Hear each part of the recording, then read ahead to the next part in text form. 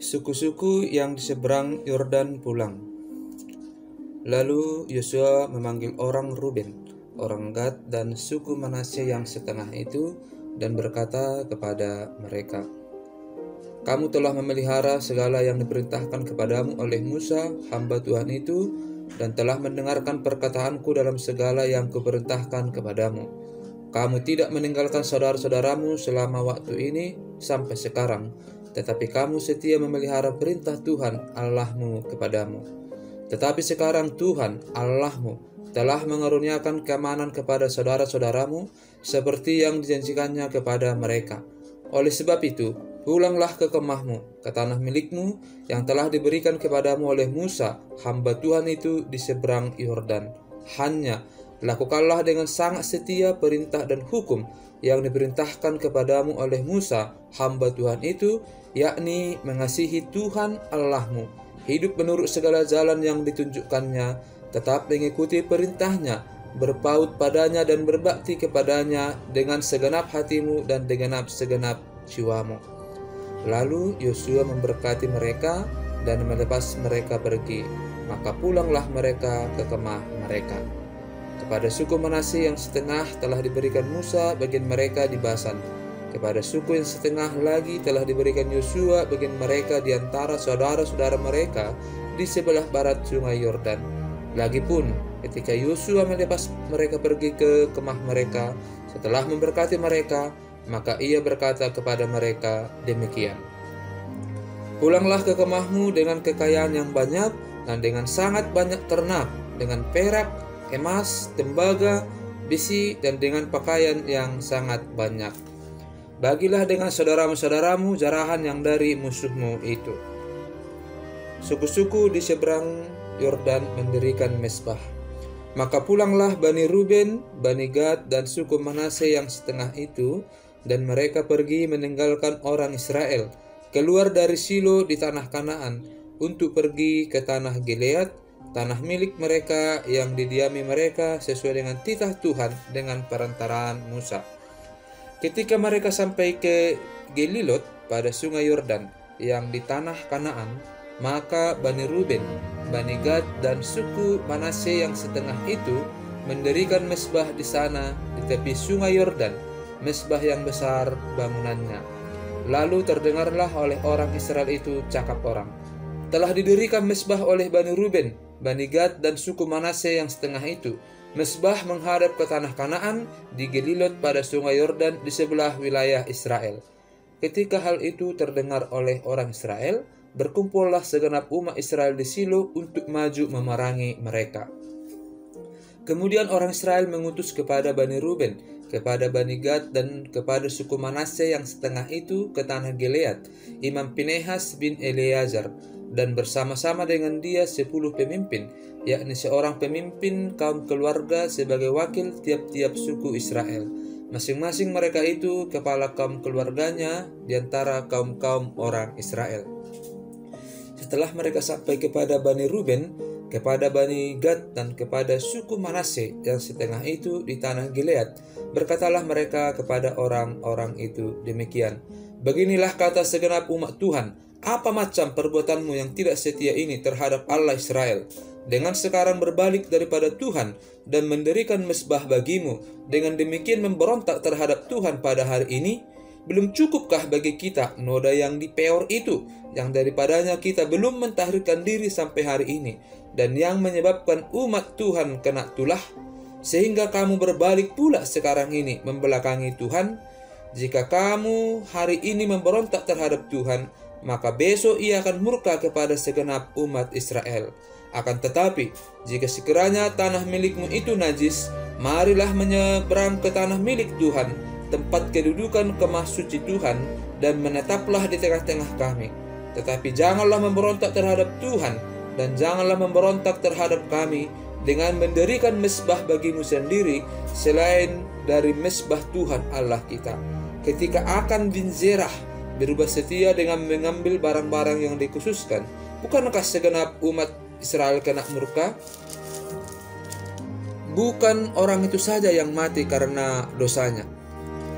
Lalu jawab Bani Ruben, Bani Gad, dan suku Manasye yang setengah itu katanya kepada para kepala kaum-kaum orang Israel, Allah segala Allah, Tuhan, Allah segala Allah, Tuhan, dialah yang mengetahui, dan patutlah orang Israel mengetahuinya juga.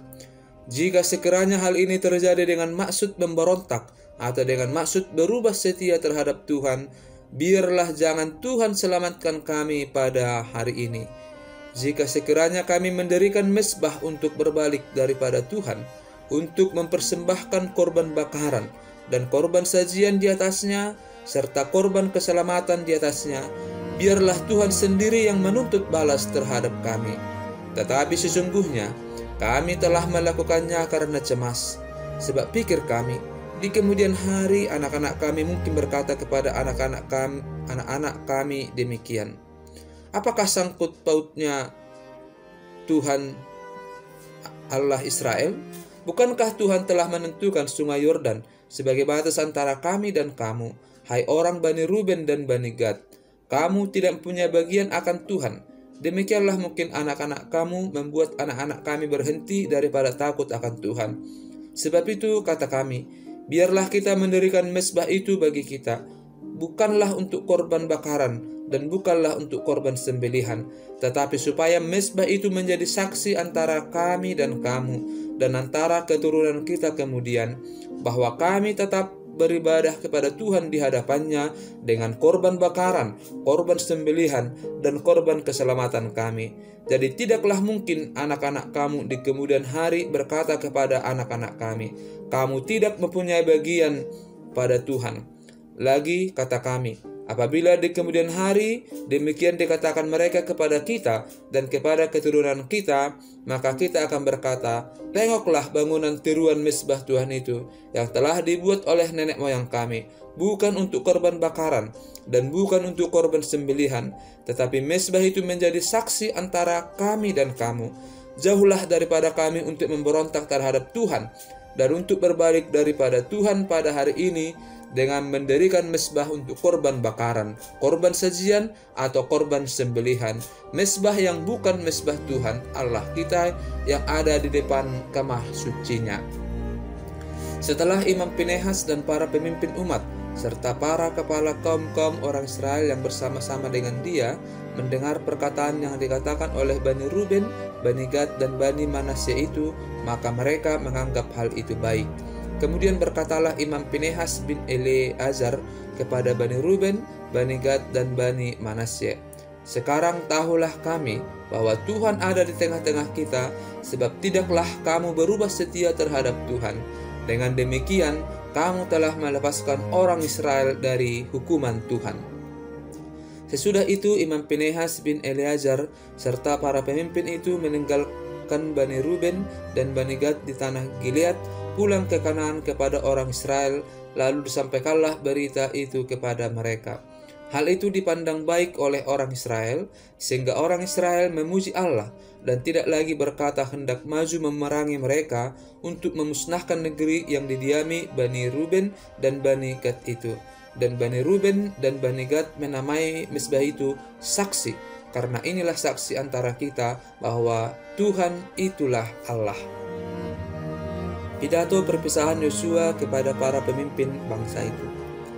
Lama setelah Tuhan mengaruniakan keamanan kepada orang Israel ke segala penjuru terhadap semua musuhnya, dan ketika Yosua telah tua dan lanjut umur, dipanggilnya seluruh orang Israel, para tua-tuanya, para kepalanya, para hakimnya, dan para pengatur pasukannya, dan berkata kepada mereka, Aku telah tua dan sangat lanjut umur, dan kamu ini telah melihat segala yang dilakukan Tuhan Allahmu kepada semua bangsa di sini demi kamu.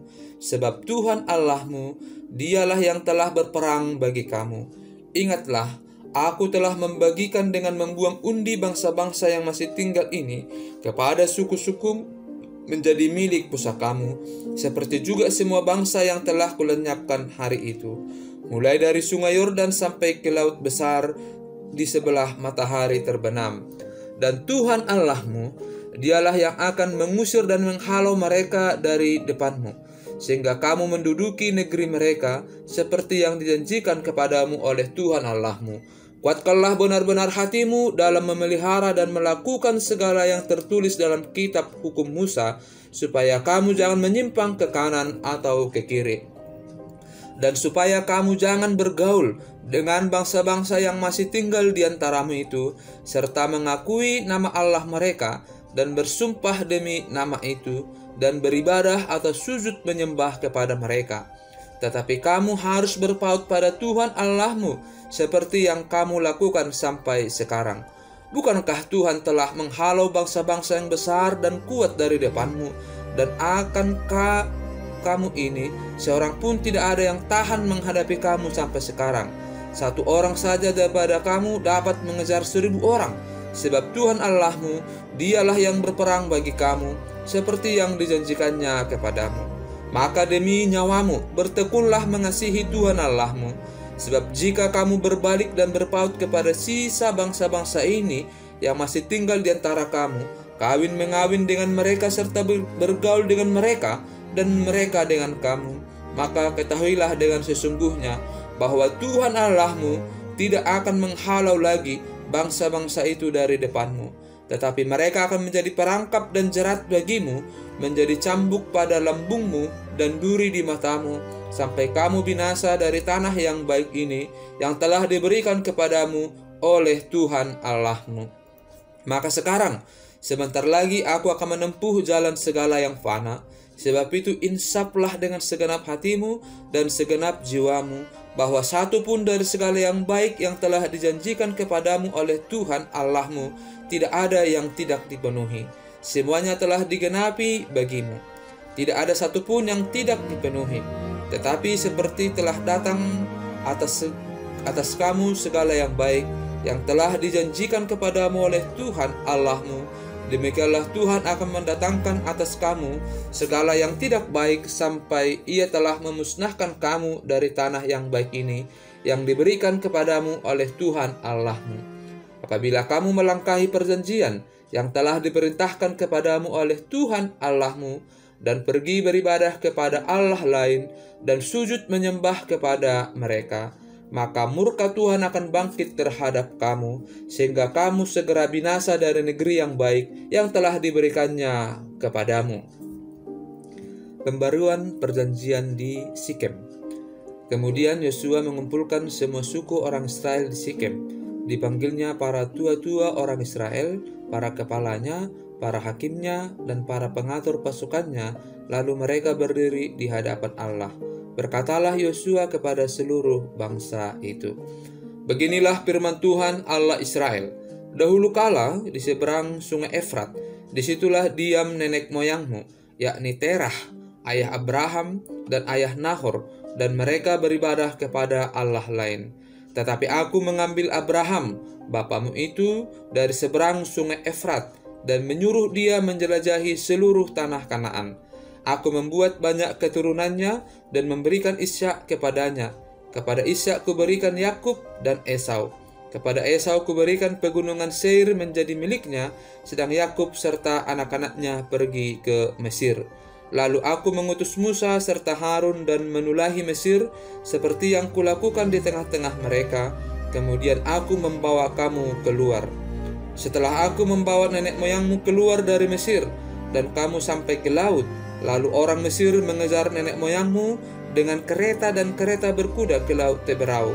Sebab itu berteriak-teriaklah mereka kepada Tuhan. Maka diadakannya gelap antara kamu dan orang Mesir itu, dan didatangkannya air laut atas mereka, sehingga mereka diliputi. Dan matamu sendiri telah melihat apa yang kulakukan terhadap Mesir. Sesudah itu, lama kamu diam di padang gurun. Aku membawa kamu ke negeri orang Amori yang diam di seberang sungai Yordan, dan ketika mereka berperang melawan kamu, mereka kuserahkan ke dalam tanganmu, sehingga kamu menduduki negerinya, sedang mereka kupunahkan dari depan kamu. Ketika itu Balak bin Zipor, Raja Moab, bangkit berperang melawan orang Israel. Disuruhnya memanggil Bileam bin Peor untuk mengutuki kamu. Tetapi aku tidak mau mendengarkan Bileam, sehingga ia pun memberkati kamu. Demikianlah aku melepaskan kamu dari tangannya. Setelah kamu menyeberangi sungai Yordan dan sampai ke Jeriko, berperanglah melawan kamu warga-warga kota Jeriko, orang Amori, orang Feris, orang Kanaan, orang Het, orang Girgazi, orang Hewi, dan orang Yebus. Tetapi mereka itu kuserahkan ke dalam tanganmu. Kemudian aku melepaskan tabuhan mendahului kamu, dan binatang-binatang ini menghalau mereka dari depanmu, seperti kedua raja orang Amori itu. Sesungguhnya bukan oleh pedangmu, dan bukan pula oleh panahmu. Demikianlah kuberikan kepadamu negeri yang kamu peroleh tanpa bersusah-susah, dan kota-kota yang tidak kamu dirikan. Tetapi kamulah yang diam di dalamnya, juga kebun-kebun anggur dan kebun-kebun zaitun yang tidak kamu tanami, kamulah yang makan hasilnya. Oleh sebab itu, takutlah akan Tuhan dan beribadahlah kepadanya dengan tulus, ikhlas, dan setia. Jauhkanlah Allah yang kepadanya nenek moyangmu telah beribadah di seberang sungai Efrat dan di Mesir, dan beribadahlah kepada Tuhan. Tetapi jika kamu anggap tidak baik untuk beribadah kepada Tuhan, pilihlah pada hari ini kepada siapa kamu akan beribadah, Allah yang kepadanya nenek moyangmu beribadah di seberang sungai Efrat, atau Allah orang Amori yang negerinya kamu diami ini. Tetapi aku dan seisi rumahku, kami akan beribadah kepada Tuhan. Lalu bangsa itu menjawab, jauhlah daripada kami meninggalkan Tuhan untuk beribadah kepada Allah lain. Sebab Tuhan Allah kita, Dialah yang telah menuntun kita dan nenek moyang kita dari tanah Mesir, dari rumah perbudakan, dan yang telah melakukan tanda-tanda mujizat yang besar ini di depan mata kita sendiri, dan yang telah melindungi kita sepanjang jalan yang kita tempuh, dan di antara semua bangsa yang kita lalui. Tuhan menghalau semua bangsa dan orang Amori, penduduk negeri ini, dari depan kita. Kami pun akan beribadah kepada Tuhan, sebab Dialah Allah kita. Tetapi Yosua berkata kepada bangsa itu, Tidaklah kamu sanggup beribadah kepada Tuhan, sebab Dialah Allah yang kudus, Dialah Allah yang cemburu. Ia tidak akan mengampuni kesalahan dan dosamu. Apabila kamu meninggalkan Tuhan dan beribadah kepada Allah asing, maka Ia akan berbalik daripadamu dan melakukan yang tidak baik kepada kamu, serta membinasakan kamu setelah Ia melakukan yang baik kepada kamu dahulu. Tetapi bangsa itu berkata kepada Yosua, Tidak, hanya kepada Tuhan saja kami akan beribadah. Kemudian berkatalah Yosua kepada bangsa itu, Kamulah saksi terhadap kamu sendiri bahwa kamu telah memilih Tuhan untuk beribadah kepadanya. Jawab mereka, Kamilah saksi. Ia berkata, Maka sekarang jauhkanlah Allah asing yang ada di tengah-tengah kamu, dan condongkanlah hatimu kepada Tuhan Allah Israel. Lalu jawab bangsa itu kepada Yosua, Kepada Tuhan Allah kita kami akan beribadah, dan firman-Nya akan kami dengarkan. Pada hari itu juga Yosua mengikat perjanjian dengan bangsa itu dan membuat ketetapan dan peraturan bagi mereka di Sikem. Yosua menuliskan semuanya itu dalam kitab hukum Allah, lalu ia mengambil batu yang besar dan mendirikannya di sana, di bawah pohon besar di tempat kudus Tuhan. Kata Yosua kepada seluruh bangsa itu, Sesungguhnya batu inilah akan menjadi saksi terhadap kita, sebab telah didengarnya segala firman Tuhan yang diucapkannya kepada kita. Sebab itu, batu ini akan menjadi saksi terhadap kamu, supaya kamu jangan menyangkal Allahmu. Sesudah itu, Yosua melepas bangsa itu pergi masing-masing ke milik pusakanya.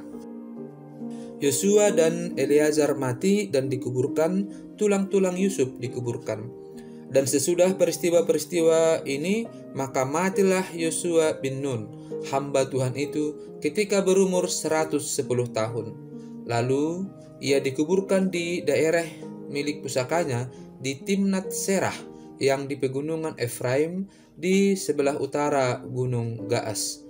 Orang Israel beribadah kepada Tuhan sepanjang zaman Yosua dan sepanjang zaman para tua-tua yang hidup lebih lama daripada Yosua dan yang mengenal segenap perbuatan yang dilakukan Tuhan bagi orang Israel. Tulang-tulang Yusuf yang dibawa orang Israel dari Mesir dikuburkan mereka di Sikem di tanah milik yang dibeli Yakub dengan harga 100 kesita dari anak-anak Hemor, bapak Sikem, dan yang ditentukan bagi Bani Yusuf menjadi milik pusaka mereka.